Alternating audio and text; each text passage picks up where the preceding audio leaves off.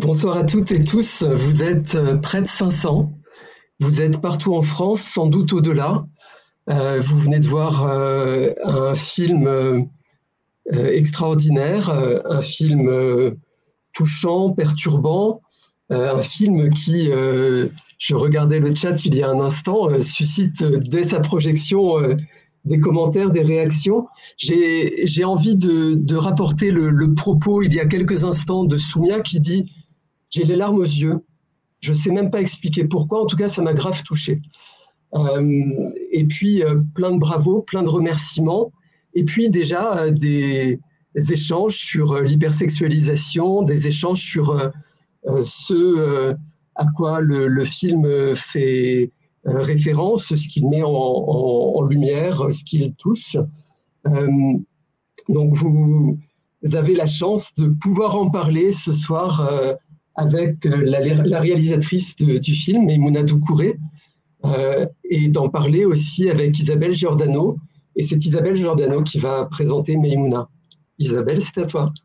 Bonsoir à tous. Peut-être qu'on ne puisse pas tous applaudir ensemble comme si on était dans la même salle, mais je suis ravie d'accueillir une réalisatrice que je suis depuis ses débuts, depuis ses courts-métrages, et je l'apprécie beaucoup.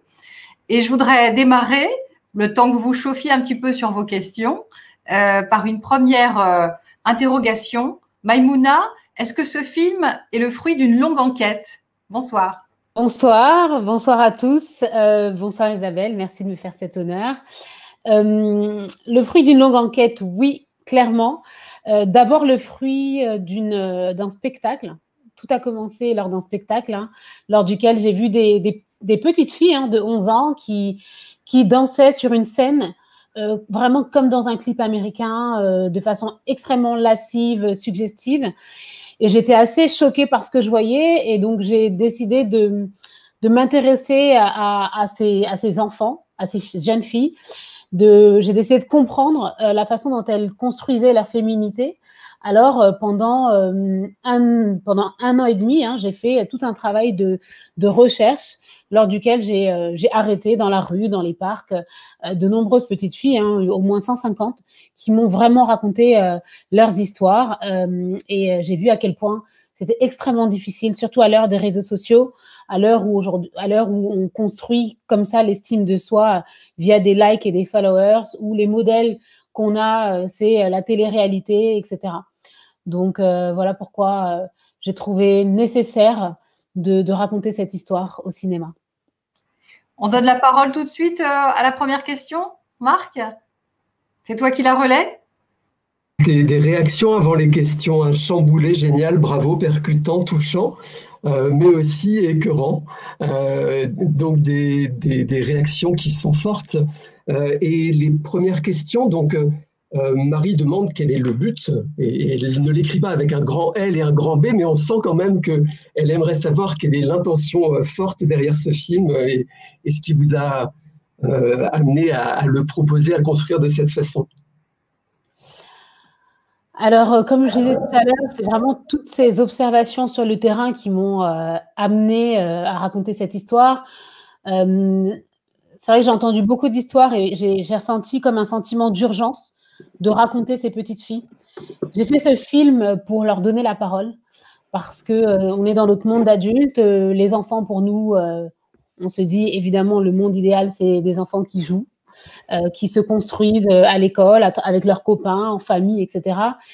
Et ce que j'ai pu observer, c'est des enfants qui parfois sont livrés à eux-mêmes, parce qu'ils grandissent aussi dans un univers extrêmement tabou, que ce soit dans le cadre familial ou en tout cas social, vont aller comme ça découvrir de par eux-mêmes via Internet et les réseaux sociaux qui sont extrêmement accessibles en 2 clics. Ils vont construire leur féminité ou leur masculinité, parce que j'ai vu que ça se passait aussi pour les jeunes garçons. Et j'estime, en tout cas, en tant que mère aussi, parce que j'ai une petite fille, que c'est dangereux pour eux. Et ce que je remets en question aussi à travers ce film, c'est vraiment ce que j'interroge, c'est la place de la femme de façon générale. Mignonne, c'est vraiment l'histoire de cette petite fille qui est tiraillée entre 2 modèles de féminité. Elle voit sa mère dans une souffrance, qui se résigne dans la polygamie et qui décide de ne surtout pas suivre le modèle qui lui est proposé par sa mère et aller vers une autre forme de, je mets entre guillemets, de liberté selon elle. Et en fait, elle finit par se brûler les ailes. Donc, avec cette histoire, je mets aussi en exergue cette tendance selon laquelle on a dans les sociétés occidentales à pointer du doigt d'autres traditions et à dire que les femmes d'autres cultures sont oppressées, soumises. La question que je pose, c'est est-ce que le fait d'objectifier le corps des femmes dans notre société, dans nos sociétés occidentales, ce n'est pas une autre forme d'oppression féminine? J'ai peut-être eu juste une réaction avant de repasser la parole au lauréat. Marc, si tu permets, c'est que pour resituer cette conversation privée qui a lieu entre 500 personnes ce soir, c'est un petit club, une communauté exclusive, mais c'est vrai que les personnes qui ont regardé ce film font partie de l'Institut d'engagement, c'est-à-dire qu'elles sont toutes à leur manière, à des degrés divers d'ailleurs, très engagées dans la société. Et j'ai l'impression que ce film aussi, pour toi, c'est le fruit d'un engagement. Est-ce que c'est un film engagé? Et est-ce que t'exprimer avec une caméra, c'est un engagement pour toi? C'est exactement ça, c'est un engagement. Moi, je suis venue assez tard au cinéma, parce que, bon, c'est un autre sujet, mais je me suis longtemps empêchée d'aller vers ce rêve. Mais pour ma part, le cinéma est un outil qui permet de poser un regard sur le monde. Et c'est peut-être naïf, mais j'ai cette sensation que je peux, en tout cas, que chacun à son niveau peut changer le monde. Et l'image peut contribuer à changer les mentalités, ou en tout cas à éveiller les consciences sur des problématiques de la société. Et moi, j'aime pouvoir passer par l'émotion, par des images fortes, par une identification à un personnage, pour comme ça prendre par la main un spectateur et l'emmener vivre une expérience pour voilà, mieux comprendre des enjeux de société. Plusieurs questions de lauréates et lauréats sur la direction de ces jeunes actrices et sur, c'est notamment la question d'Annick et de Tom, et sur l'accompagnement qui leur a été proposé pour leur permettre de mieux assumer la posture qu'on leur a fait prendre, que vous leur avez fait prendre dans ce film. Oui. Alors, évidemment, déjà, je tiens quand même à dire que le casting du film a été assez intensif, étant donné que pour caster ces jeunes filles que vous voyez à l'écran, donc vous avez vu à l'écran les 5 mignonnes, nous avons vu plus de 700 petites filles à travers la France. Ça a été un travail de longue haleine qui a duré plus de 6 mois. Toutes les mignonnes ont vécu avec Mignonne leur première expérience au cinéma. Elles n'avaient jamais joué auparavant. Donc, et quand je les ai rencontrées, quand la team a été… Enfin, d'ailleurs, c'était déjà à l'étape du casting, j'ai évidemment fait part du sujet que j'allais aborder. Et ensuite, il y a eu un long travail de préparation, d'échange, de discussion, de sensibilisation. Je pense que mon film amène à une certaine forme de sensibilisation et il me devait de commencer par les actrices elles-mêmes. Évidemment, je ne l'ai pas fait seule, je l'ai fait aussi avec les parents, parce que quand on caste des enfants, on les caste avec leurs parents. Et donc, de nombreux échanges. Elles m'ont aussi, je leur ai évidemment expliqué la raison pour laquelle je faisais ce film, toutes les histoires que j'avais pu entendre et observer également, parce que j'ai aussi fait des recherches sur les réseaux sociaux. Elles m'ont fait part, c'était vraiment un échange des histoires dont elles ont été témoins, et surtout cette sensibilisation de la raison pour laquelle je faisais ce film et l'importance de leur corps en tant que petite fille, cette transformation, ce que ça voulait dire, l'exposition sur les réseaux sociaux, et voilà, la sensibilisation a commencé là. Ensuite, pour aller au bout de la réponse, la façon dont j'ai travaillé avec elle. Ah oui, il y a une autre chose que je voulais dire. Il y avait également une psychologue qui était présente. J'ai décidé de faire intervenir une psychologue assez tôt dans le processus. Déjà pour pouvoir échanger sur le sujet du film, mais pas que, aussi parce que je pense que quand on est un enfant et qu'on, du jour au lendemain, on est comme ça exposé dans un film, au cinéma, qu'on peut se retrouver son visage placardé sur les affiches ou à la télévision, je trouvais important qu'elle puisse avoir quelqu'un, une professionnelle avec qui échanger sur, enfin voilà, juste échanger, se livrer. Et donc, j'ai l'impression que ma réponse est super longue, mais la façon dont j'ai travaillé avec elles, étant donné qu'elles étaient des enfants à l'époque du tournage, elles avaient entre 11 et 13 ans, j'ai vraiment mis en place une forme de… moi, j'appelais ça le laboratoire de recherche de la vérité. C'est comme ça qu'on l'appelait avec les filles. On a répété pendant plusieurs mois. L'objectif, c'était vraiment de trouver une certaine forme d'authenticité, qu'elle lâche prise. Déjà, j'avais une caméra braquée sur elle pendant, tout le temps, en fait. On a été en vacances ensemble pour vraiment… Elles ne se connaissaient pas au départ, donc il fallait qu'elles apprennent qu'on ait l'impression qu'elles se connaissent depuis toujours. Donc, on a été en vacances ensemble, on a fait des foires du trône, des foires du Tuileries. Toutes les foires qui existent, on les a faites. On a fait plein d'activités. On a fait beaucoup de McDo parce qu'elles sont passionnées, elles adorent le McDo. Elles sont extrêmement gourmandes. Et tout ça, ça nous a rapprochés. Et à chaque fois, je filmais. Tout ce qu'on faisait, je le filmais pour qu'elles s'habituent à la caméra. Et ça a fonctionné parce que le jour du tournage, vraiment, la caméra n'existait pas. Enfin, tout le matériel technique, elles arrivaient à en faire abstraction. Et pour vraiment travailler sur les personnages, j'ai fait en sorte de faire correspondre chaque personnage à un animal. Par exemple, celle qui joue le rôle de Angelica, qui a les longs cheveux, est un serpent. Donc, vous pouvez le voir dans sa danse. Elle avait une façon de danser comme un serpent, qu'il ne faut pas vraiment chercher parce qu'elle est capable de vous mordre. Et il y a le personnage de Jess aussi, qui est un ours, donc beaucoup plus ancré dans le sol, plus dur, plus robuste. Et le personnage d'Amy, étant donné son évolution, elle commence par être un tout petit chaton chétif, qui devient un chat, qui devient une panthère noire. Et ça a vraiment aidé les actrices à trouver leur posture et leur respiration pour interpréter leur personnage.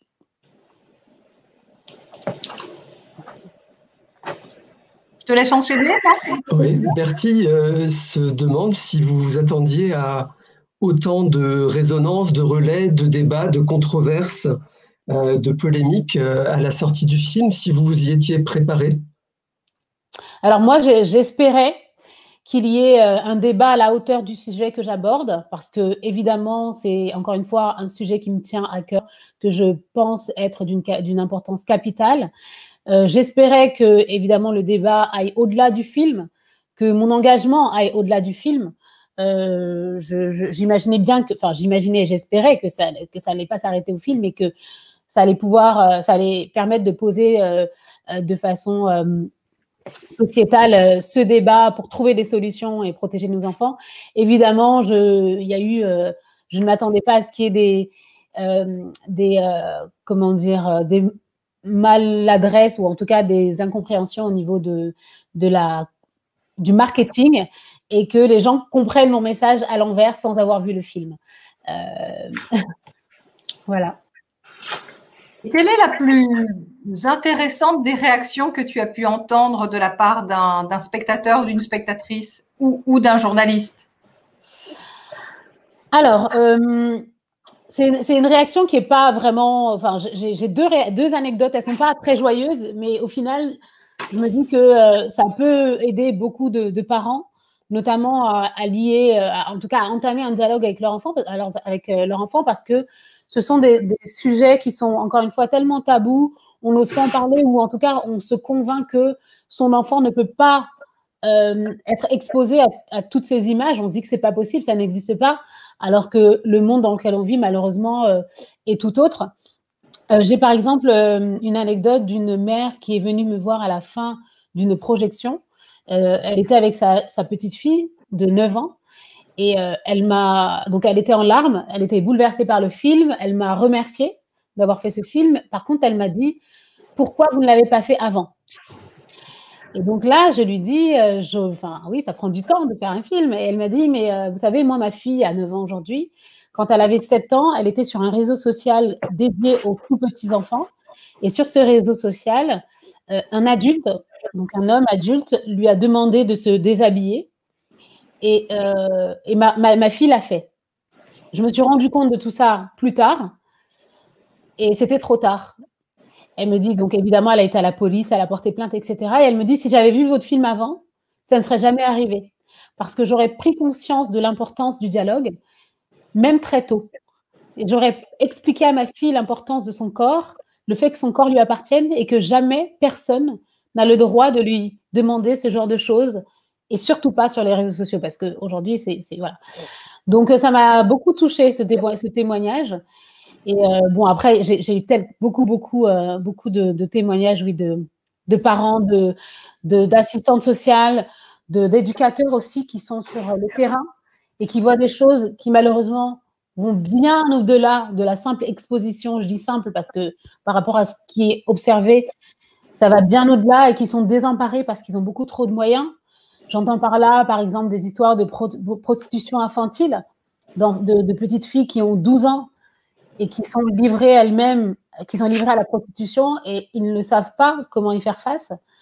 Et voilà, donc aujourd'hui, il y a beaucoup de structures qui utilisent le film, en tout cas avant que les salles ne le ferment, et en tout cas qui ont envie d'utiliser le film quand les conditions sanitaires, quand ça sera possible, hein, pour justement sensibiliser et ouvrir l'échange avec les enfants. Surtout, le plus important, je pense, c'est de les faire parler. Parce que c'est ça, je pense, qu'on oublie de faire, c'est de les écouter. Et donc, pour prolonger ça, Chloé pose vraiment cette question. Comment, dans la pratique, est-ce qu'on peut accompagner des parents et des familles en faisant confronter ces deux réalités, hypersexualisation d'un côté, poids des traditions de l'autre? Est-ce que vous avez des pistes pour aborder ces sujets avec les familles vis-à-vis de l'évolution de leurs adolescents? Ah oui, je suis désolée, j'ai encore une autre anecdote. Encore une fois, je suis désolée, elle n'est pas très joyeuse, mais étant donné qu'on se dit tout. Une autre personne qui a vu le film, qui est cette fois une amie à moi, qui est venue voir le film avec son petit frère de 11 ans. À la sortie du film, elle m'a dit j'ai beaucoup aimé, mais par contre, je regrette d'être venue avec mon frère parce que je trouve qu'il est trop jeune pour voir des jeunes filles danser de cette façon. Le lendemain, elle m'a appelée et elle m'a dit Maïmouna, heureusement que je suis venue avec mon frère. Et donc là, je lui ai demandé ah bon, pourquoi? Et elle me dit heureusement que je suis venue avec lui parce qu'évidemment, ce sont des sujets que je n'aborde jamais avec lui. Et voir ce film avec lui m'a permis d'en parler. Et là, mon petit frère m'a dit tu sais, moi, bon, voir les filles danser comme ça, c'est rien par rapport à nous, ce qu'on voit à l'école. Et donc là, sa sœur, elle lui dit ah bon, comment ça? Donc évidemment, elle essayait de ne pas être trop choquée parce qu'elle voulait aussi qu'il s'exprime face à elle. Et il lui a dit, tu sais, donc il est en 6e, hein, je rappelle, il a 11 ans. Au collège, dans les toilettes de l'école, on a l'habitude avec les copains de regarder des vidéos porno.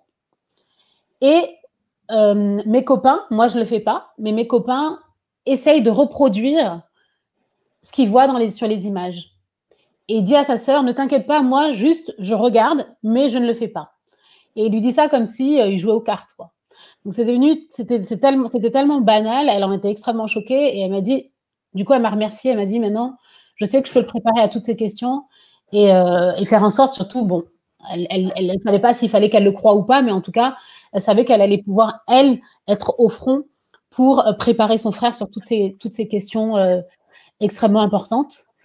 Le conseil que je peux donner, bon, j'en ai déjà un petit peu parlé, mais je pense que déjà, le piège, c'est de partir du principe que les choses sont tabous. Et encore une fois, aujourd'hui, étant donné que nos enfants ont accès à toutes les images possibles et imaginables qui peuvent exister sur les réseaux sociaux ou sur Internet, que même nous, adultes, on n'a même plus l'habitude de voir, des images extrêmement choquantes, extrêmement violentes, extrêmement traumatisantes pour les enfants. Je pense qu'il faut mettre de côté ce tabou et entamer le dialogue avec nos enfants.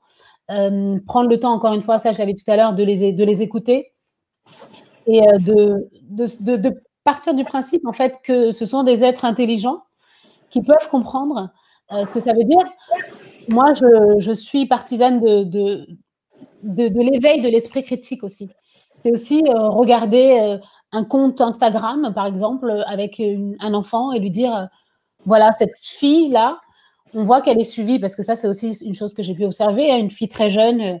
Aujourd'hui, elle a un petit peu plus, elle a grandi, mais elle avait 14 ans à l'époque. Elle a été suivie par 400 000 followers sur Instagram, et son seul talent était de poser en string. Donc, montrer ces images à son enfant et en parler, en fait, essayer d'éveiller son esprit critique, de se dire, lui, il peut construire une pensée par rapport à tout ça, et sur le fait qu'en tant que fille, je parle des filles, mais évidemment les garçons sont concernés, elles ont aussi autre chose à offrir, qu'on n'est pas obligé de se définir qu'à travers son corps, et que la femme, parce que malheureusement, c'est les modèles aussi qui sont proposés dans la société et qui sont les plus visibles, mais c'est leur montrer aussi d'autres modèles, des modèles de femmes astronautes, des modèles de femmes ingénieurs, des modèles de femmes Isabelle Giordano, d'autres modèles pour qu'elles puissent, elles ou ils, en tout cas que les enfants puissent s'identifier et se construire au mieux.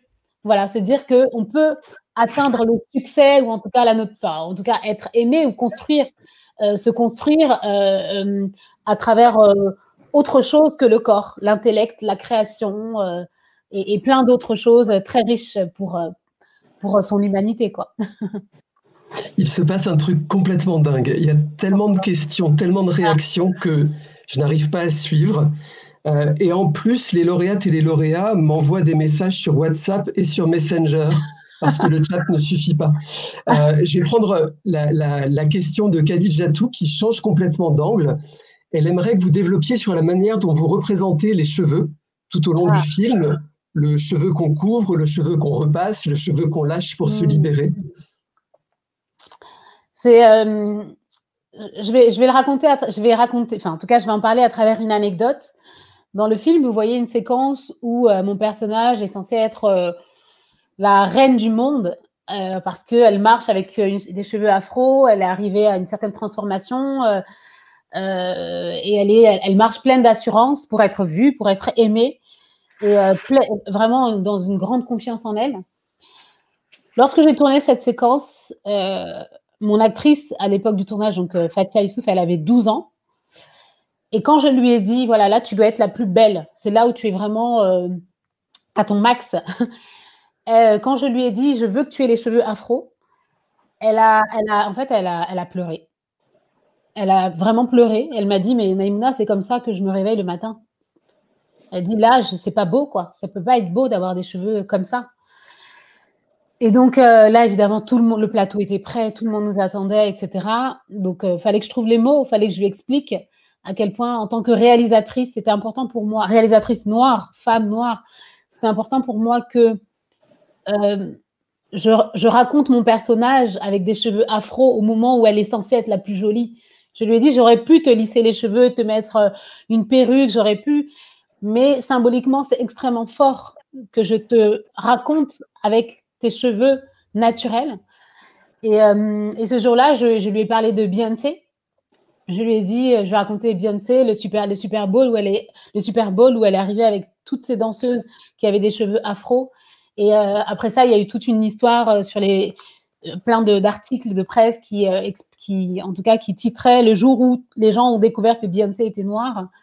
Et c'était très beau, c'était très fort, c'était politique en fait. Et après ça, elle a accepté, elle a mis ses cheveux en afro. Et c'est drôle parce qu'aujourd'hui, elle ne lâche plus son afro. En fait, elle a toujours ses cheveux en afro, elle adore ses cheveux afro. Et je suis extrêmement fière de ça. Qu'est-ce que je peux dire d'autre? Il y a plein de choses. Moi, j'aime bien jouer avec l'inconscient du spectateur quand je filme. Et il y a plein de détails. Mais bon, là, il nous faudrait plusieurs jours pour tout vous raconter. Par exemple, la coiffure de mon personnage suit son évolution psychologique. Au départ, dans le film, si vous remarquez bien, elle a un chignon qui est plutôt bas. Et au fur et à mesure, le chignon monte. Ensuite, le chignon s'ouvre. Et quand elle est à l'apogée, le chignon explose. Donc là, elle est à l'apogée. Et quand elle revient, parce qu'elle retombe à la fin de l'histoire, elle rattache ses cheveux, le chignon redescend. Enfin, voilà. C'est plein de petits détails comme ça sur les cheveux. Mais je pense que c'est important pour raconter l'identité Et je parlais tout à l'heure de rôle modèle, je parlais d'identification aussi. Pour moi, en tant que réalisatrice, je me dis, je veux que quand une petite fille regarde mon film, elle se dise, avoir les cheveux afro, c'est beau. Parce que ça, on n'a pas l'habitude de le voir. Donc ça, je me devais de le faire. Et même si on arrive d'avoir les cheveux lisses et bouclés, etc., et afro aussi. Mais voilà. Très important ce que dit Maïmouna sur la représentativité. Il y a tout un débat en ce moment dans le monde du cinéma et pas seulement, également dans les médias, sur cette question de devoir représenter toute la France. Mais pour ceux qui s'intéressent à cette question, qui effectivement peut paraître politique, du cheveu afro, il y a un très bon livre qui s'appelle tout simplement Afro, qui est écrit par Rokhaya Diallo, pour ceux que ça intéresse. Tout à fait. Je te laisse enchaîner, Marc. Vas-y, dis-nous un peu le festival. Rokhaya Diallo, que j'embrasse au passage, qui a été une de mes étudiantes à Villetaneuse il y a très, très, très longtemps, au siècle dernier. Elle n'est pas toute jeune, Rokhaya, bien, même si elle est bien plus jeune que moi.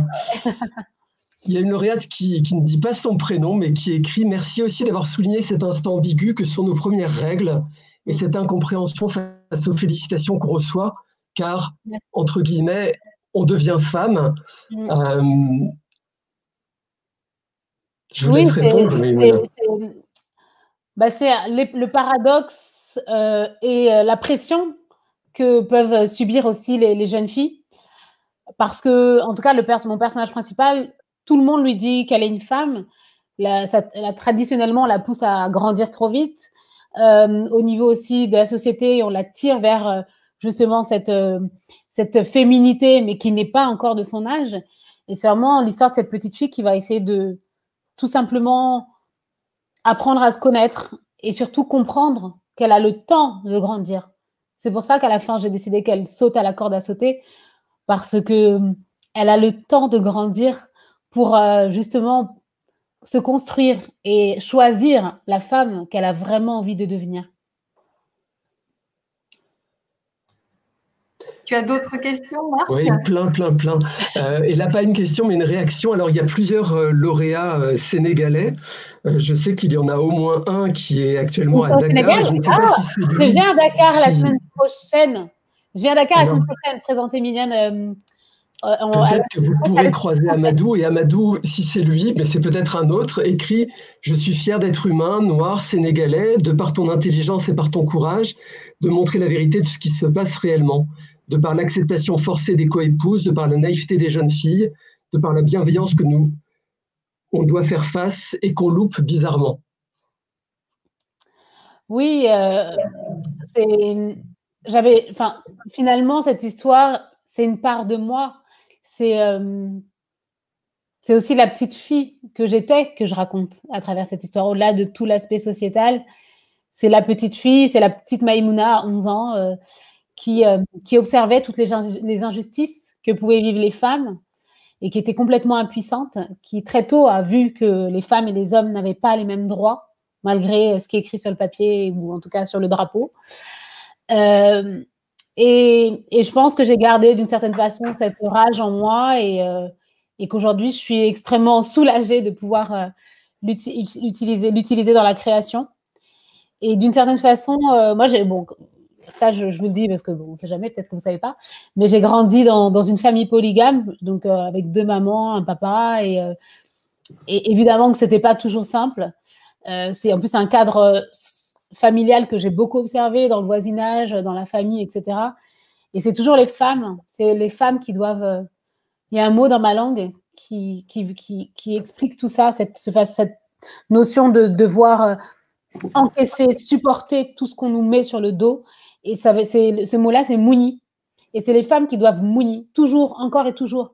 Mouni pour tes enfants, mouni pour ton mari, parce que le paradis se trouve sous son pied. Mouni pour Dieu, mouni toujours. Et c'est à la femme de se sacrifier. Et moi, ça m'a longtemps mise en colère, quoi. J'avais envie de secouer toutes les femmes qui étaient autour de moi et de leur dire, mais dites stop, arrêtez, choisissez votre bonheur, ce que vous avez envie de faire et n'acceptez pas cette résignation. On attend de voir le prochain film qui s'appellera peut-être Mouni. on a appris un nouveau mot. Qui dit beaucoup. Oui. Qui veut dire beaucoup. Et je crois que, en tout cas, toutes les personnes d'Afrique subsaharienne, en tout cas, Afrique de l'Ouest, on a à peu près tous le même mot. Donc, et je pense qu'au-delà même de l'Afrique, c'est ça qui est important pour moi, c'est que ça va au-delà de l'Afrique. Encore une fois, en Occident, on voit bien que les femmes, il y a aussi toutes ces questions-là de la parité. On est encore très, très loin du compte. Donc, cette question-là de l'égalité entre les hommes et les femmes, elle est totalement universelle encore. Et ça, c'est important de le souligner. Dans les réactions, Marc, que tu as sous les yeux, est-ce qu'il y a j'imagine, du positif, mais est-ce qu'il y a du négatif aussi?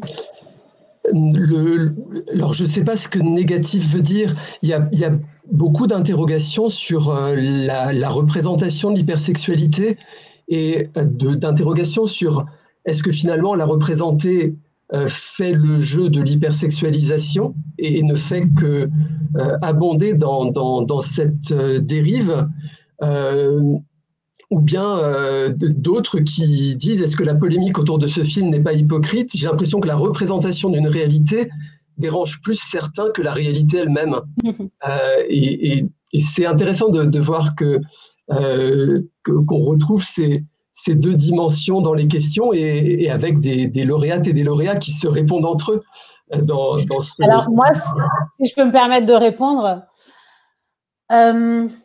encore une fois, j'ai fait ce film pour faire entendre la voix de nos enfants. Et j'ai décidé, en réalisant cette histoire, de me mettre à la hauteur d'une petite fille de 11 ans. Et j'avais comme espérance que chaque personne qui regarde ce film puisse devenir une petite fille de 11 ans le temps du film, pendant 1h30. Et je n'ai pas voulu juger mes protagonistes. Je n'ai pas voulu les montrer, mais j'ai voulu les faire vivre. J'ai voulu qu'on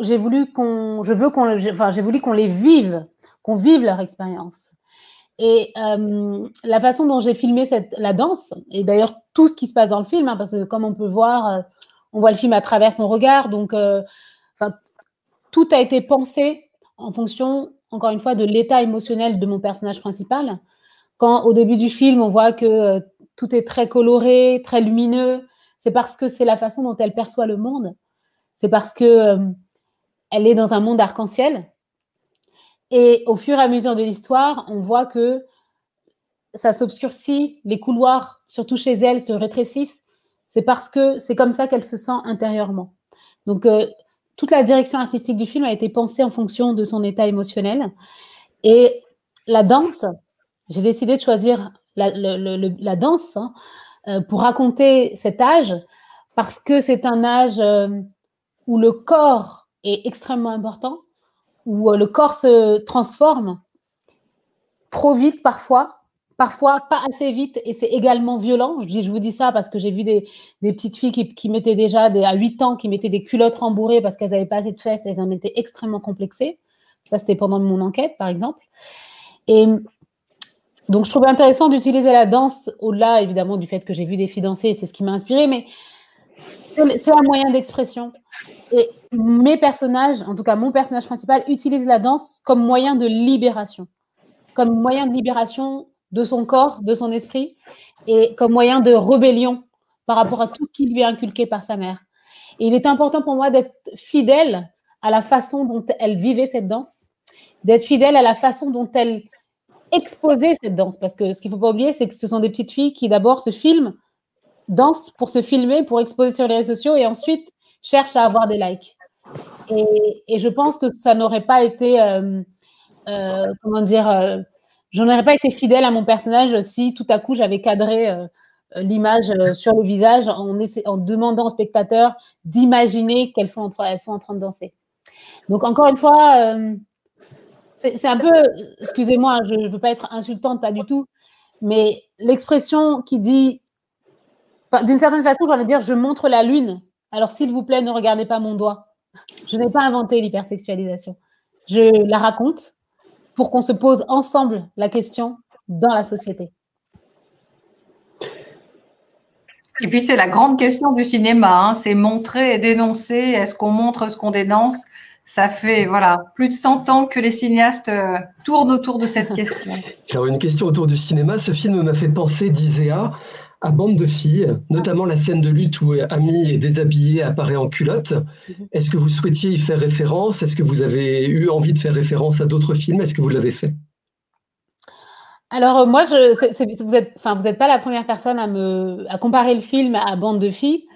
J'aime beaucoup le travail de Céline Sciamma. Je trouve vraiment que c'est une grande réalisatrice. Moi, j'ai du mal à le comparer à Bande de filles parce que je trouve que déjà, à part le fait que ce soit une bande de filles, déjà l'âge change tout. Là, c'est vraiment la préadolescence. C'est encore une fois l'âge de la métamorphose, l'âge de la transformation, l'âge. Moi, j'ai l'habitude de dire, c'est vraiment l'âge où on peut tenir dans une main une poupée et dans l'autre une cigarette pour faire comme les grands. C'est l'âge de la schizophrénie. Donc déjà, ça change tout. Le sujet, la thématique du film est totalement différente, encore une fois, de Bande de filles. Et cette séquence-là ne raconte pas la même chose. Dans la séquence, oui, il y a une bagarre entre filles, mais dans la séquence de bagarre de Mignonne, c'est justement cette petite fille en pleine mutation qui en fait ne s'est pas réellement transformée, parce que sous cette couche de on retrouve encore une couche d'enfant à travers cette culotte. Et pour moi, ça raconte tellement autre chose. En termes d'inspiration, encore une fois, là, je me suis vraiment basée sur la réalité, beaucoup de faits réels, en fait. Par exemple, quand elle prend en photo son sexe dans le film, dans la réalité, ce sont des petites filles de 10 ans, donc qui sont en CM2, qui prennent en photo leur sexe et qui, maintenant elles ont grandi, mais à l'époque elles avaient 10 ans, et qui prenaient en photo leur sexe et qui proposaient aux garçons de payer 1 € pour pouvoir montrer les photos. Donc moi j'étais très choquée de savoir même que ça pouvait être possible, qu'elles aient pu imaginer une chose pareille. Et bon, après évidemment il y a eu un scandale, le directeur de l'école, les parents, etc. Mais c'est ce que j'ai entendu qui m'a inspirée dans cette séquence-là du film. J'ai perdu le fil de la question, et en termes d'inspiration, il y a des réalisateurs, oui, qui m'inspirent, des réalisateurs dont je ne me suis pas directement inspirée dans le film, ou en tout cas peut-être que je ne m'en suis pas rendu compte, mais il y a par exemple un réalisateur iranien qui s'appelle Asghar Farhadi, une réalisatrice anglaise, Andrea Arnold. Après, j'aime bien, peut-être une inspiration, mais je m'en suis rendu compte après. C'est un film que j'aime beaucoup et que j'ai vu très jeune, qui s'appelle Carrie de Brian De Palma. Et en fait, avec le recul, je trouve qu'il y a plein de correspondances avec. Je ne sais pas si vous avez eu, si certains ont eu l'occasion de le voir, mais c'est un film qui m'a beaucoup marqué sur cette dimension avec la mère.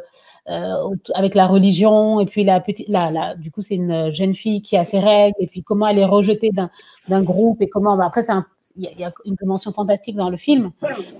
Mais voilà, mes inspirations, c'est en général les films qui vont capter la vérité.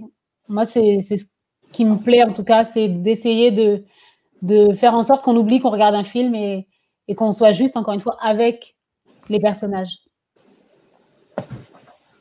Marc, si on essaye de garder notre règle des 45 minutes chrono et de rester toujours un peu sur sa fin, c'est ce qu'il y a de meilleur de toute façon, et ça donnera envie de regarder le travail de Maïmouna. 45 minutes, là. Question de ça deux fait lauréates déjà, tu me donnes les dernières questions? Oui. Question de deux lauréates qui s'interrogent sur comment vous allez et qui se demandent comment vous avez vécu ces rencontres, ces situations, mais aussi les polémiques, les controverses qui ont suivi le film, et comment psychologiquement vous tenez. C'est gentil de poser la question. Figurez-vous que je vais bien. Je vais bien. C'était pas facile au début, je vous le cache pas. Au début, je me disais, mais c'est pas possible. Surtout, je trouvais ça profondément injuste, parce que je me disais, mais ils ont même pas vu mon film, ou en tout cas, voilà, la plupart, en tout cas, des personnes n'avaient pas vu le film. Et d'ailleurs, ceux qui continuent je pense qu'il y a plein de gens qui ont fini par le voir, et ça, c'était super, parce que après, j'ai eu beaucoup de messages de personnes qui se sont excusées, ou en tout cas qui m'ont écrit, et j'ai eu beaucoup de soutien. En fait, ça fait du bien. J'ai eu énormément de soutien politique de la part du gouvernement, donc notamment de la ministre de la Culture, Roselyne Bachelot, de la ministre chargée de l'égalité hommes-femmes, Elisabeth Moreno, du secrétaire d'État chargé de la protection de l'enfance, qui est Adrien Taquet. Donc ils ont vu le film, ils m'ont dit, évidemment, ils ont soutenu le film, de toute la profession, l'industrie du cinéma. Dans sa globalité, j'ai eu du soutien, des soutiens des cinéastes internationaux. Donc tout ça, ça remonte le moral. Et qu'est-ce que je peux dire d'autre? Ça va parce que je sais pourquoi j'ai fait mon film. Je sais pourquoi je l'ai fait. Et ceux qui le voient se rendent compte que finalement, on a le même combat, en tout cas cette même volonté de régler ce problème-là de l'hypersexualisation des enfants. Et que ce n'est pas du tout ce que pensent ceux qui ont pu créer cette polémique, c'est-à-dire une apologie, ou en tout cas pour donner envie aux enfants de se sexualiser, bien au contraire. Donc ça va très bien, je continue à écrire. En fait, moi, ça va vous surprendre, hein. Mais mes parents, mon père, il était éboueur, il a balayé les rues de Paris toute sa vie, se levait à 4h du matin. Ma mère, elle était femme de ménage. Eux, ils n'avaient pas de rêve, hein, ils ont travaillé toute leur vie. Alors nous, aujourd'hui, on se bat pour réaliser nos rêves, pour les honorer. Et il en faut bien plus pour nous mettre à terre. Donc, croyez-moi, à part être déterminée, enthousiaste, parce que j'adore ce que je fais. Et encore une fois, je crois qu'on a ce pouvoir-là de changer le monde. Donc, à partir de là, ça va très bien, quoi. Là, je crois qu'on ne peut rien rajouter, hein. On a ce pouvoir-là de changer le monde. Un mot de la fin, mais Maïmouna, merci. Marc, si tu veux, comme je sais qu'on a eu beaucoup de témoignages, tu peux encore donner quelques réactions ou quelques impressions de tous ceux qui ont eu la chance de découvrir ce film. Mais c'est vrai que ça sonnait comme une belle phrase de conclusion. Non, mais c'est pas grave. Merci beaucoup. J'ai défendu votre film partout où j'ai pu. Comment? J'ai pas entendu le début, pardon. Donc une lauréate ou un lauréat qui dit j'ai défendu votre film partout où j'ai pu. Et puis d'autres qui s'interrogent sur comment est-ce que vous pensez qu'il va être reçu au Sénégal puisque vous y allez la semaine prochaine. Et il y a tellement de questions encore et tellement de réactions, mais surtout énormément de remerciements, énormément de commentaires sur le côté touchant du film.